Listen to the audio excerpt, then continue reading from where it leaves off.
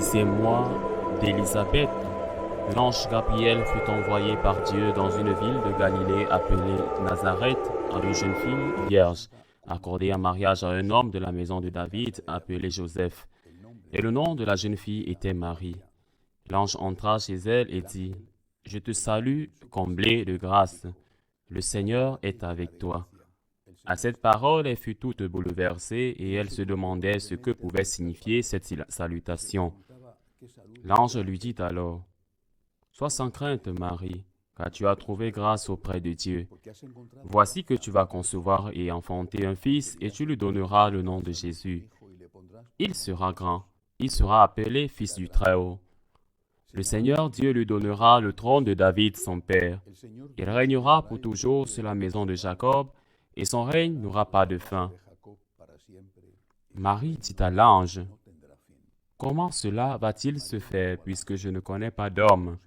L'ange lui répondit, « L'Esprit Saint viendra sur toi, et la puissance du Très-Haut te prendra sous son ombre. C'est pourquoi celui qui va naître sera saint, il sera appelé Fils de Dieu. Or, voici que dans sa vieillesse, Élisabeth apparente a conçu elle aussi un fils, et en est à son sixième mois. Alors qu'on l'appelait la femme stérile, car rien n'est impossible à Dieu. Marie dit alors, « Voici la servante du Seigneur, que tout m'advienne selon ta parole. » L'ange alors la quitta. Acclamons la parole de Dieu. Je pense que ce fragment de l'évangile de Saint Luc doit être connu de mémoire par tous les catholiques. C'est le commencement. C'est le commencement de la nouvelle création. La nouvelle Ève, celle qui n'avait pas de péché. Ève non plus était celle qui avait commis le premier péché. Donc, avant qu'elle ne l'ait pas eu, la nouvelle Ève, celle qui avait été préservée du péché en pensant précisément en ce moment, tenait en elle la part parce que Dieu ne l'a jamais privée de liberté. Elle avait dans sa main la possibilité d'ouvrir la porte au Rédempteur ou de la fermer. L'ouvrir permettant l'incarnation, la fermer en disant à Dieu, « Trouve-en une autre. » Aujourd'hui, 2000 ans après l'événement de l'incarnation, il peut nous sembler que c'était simple pour la Vierge et que l'honneur qu'impliquait d'être la mère du Messie était supérieur à tout. Mais il faut se mettre à la place de cette fille, plus ou moins 15 ans, sur le point de se marier. En fait, ils avaient déjà eu la première partie de ce rite de mariage juif. Cette vierge à qui on dit qu'elle va devenir enceinte par l'action du Saint-Esprit, inconnue, il n'avait jamais entendu parler du Saint-Esprit jusqu'à ce moment et qu'elle va tomber enceinte sans le concours de son futur mari, Saint Joseph. Elle, comme toute jeune fille juive, savait le risque qu'elle courait et pouvait maintenant être lapidée à mort. Et en fait, l'Évangile nous dit que Saint Joseph, dit l'Évangile, puisqu'il était bon, il a décidé de la renier secrètement parce qu'il ne voulait pas qu'on la tue. Ce n'était pas qu'une question d'honneur. Son honneur était sali à jamais parce que ça allait arriver de toute façon. Mais il a décidé de ne pas la tuer. S'il exigeait le prix du sang, Marie serait morte par lapidation. À ce moment-là, la Sainte Vierge ne savait pas quelle serait la réaction de Saint Joseph, ni quelle serait la réaction de ses parents, sans aucun doute. Ils étaient deux saints, Joachim et Sainte Anne. Ils avaient élevé leur fils d'une manière merveilleuse. Ils ne savaient pas que leur fille était l'Immaculée.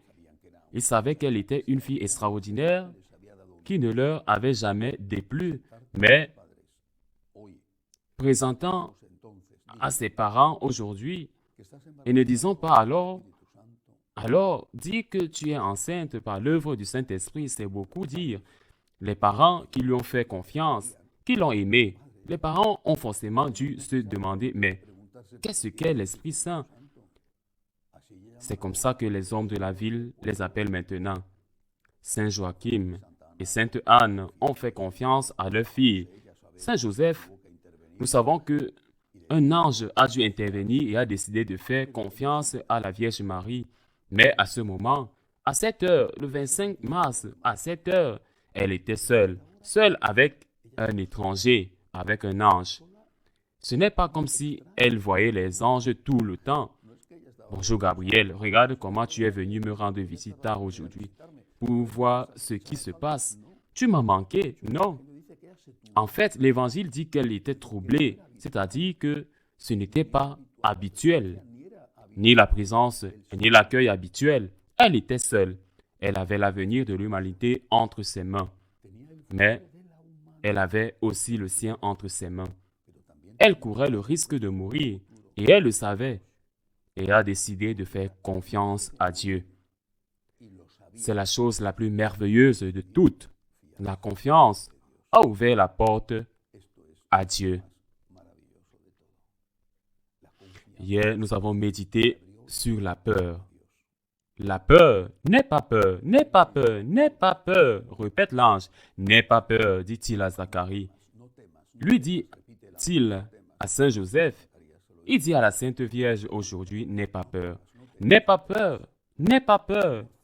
La peur se ferme, la peur se ferme. Je ne veux pas me compliquer la vie. Je ne veux pas d'ennui. Je ne veux pas d'ennui. Je ne veux pas de risque. Je veux de la sécurité. La confiance s'ouvre. Dieu a besoin de cette confiance. De notre part, le reste est fait par celui qui est le Tout-Puissant. Mais ce n'est pas un contrevenant. Il ne fait pas les choses contre notre volonté. C'est un gentleman qui nous demande la permission. Veux-tu, Marie? C'est comme ça qu'il appelle chacun de nous par son nom. Veux-tu? Regarde, j'ai besoin de ton aide pour évangéliser, aider les pauvres, éduquer ta famille, transformer la société. Mais je te demande, je ne te force pas. Tu n'es pas un automate, tu n'es pas un animal sans volonté et sans liberté. Moi, je t'ai créé à mon image et à ma ressemblance. Tu peux faire le bien ou le mal. Je te le demande, veux-tu le bien? Veux-tu faire le bien? Mais le risque existe. Et il est insensé de ne pas être conscient de l'existence de ce risque, car précisément ce que Marie a fait ou ce que nous devions faire a de la valeur et du mérite, quand nous sommes conscients que nous allons devoir payer un prix. Nous allons devoir payer le prix de l'incompréhension, peut-être de la persécution. Nous allons devoir payer le prix de l'accomplissement de certains devoirs matrimoniaux, sacerdotaux, de l'accomplissement de certains commandements, de l'imitation du Christ. Nous allons devoir payer ce prix. Il m'a toujours semblé que dans la vie, que quel que soit le choix que l'on fait, il y a toujours un prix à payer. Si le prix du bien n'est pas payé, le prix du mal est payé. Mais ce n'est pas vrai qu'il y a un chemin où l'on doit payer ce prix et un autre où rien n'est payé. Vous pouvez choisir entre payer le prix de Dieu ou payer le prix du diable, mais vous allez payer un prix. Et il vaut bien mieux payer le prix de Dieu que de ne pas payer celui du diable. La Vierge Marie a accepté de prendre le risque et elle a dit oui à Dieu. Elle lui a fait confiance. Elle lui a fait confiance. Elle a ouvert la porte au Rédempteur. Sans elle, cette porte ne se serait pas ouverte. La nouvelle Ève a laissé entrer le salut que l'ancienne Ève avait expulsé avec son péché en même temps que celui d'Adam. Mais elle en a payé le prix. Non seulement le risque, la honte de parler à son père, de parler à son petit ami ou à son mari Joseph. Bref, que peut-être certains des voisins de la ville l'ont critiqué parce que, regardez, toutes ces choses, le prix de voir son fils mourir à 33 ans plus tard. Elle a payé le prix et nous a donné la liberté. Elle nous a donné la rédemption. Elle nous a donné le salut parce qu'elle a laissé entrer celui qui nous libère, celui qui nous sauve, celui qui nous rachète. c'est Marie. Elle est tout, ou du moins presque tout, ou tout après Dieu. Elle est tout après Dieu. C'est Marie. Comment ne pas l'aimer? Comment ne pas la remercier? Comment ne pas être fou d'elle? Comment ne pas le faire? Si c'est elle qui nous a permis d'accéder au salut parce qu'elle nous a laissé courir le risque et payer le prix au Sauveur. Remercions Dieu et remercions Marie.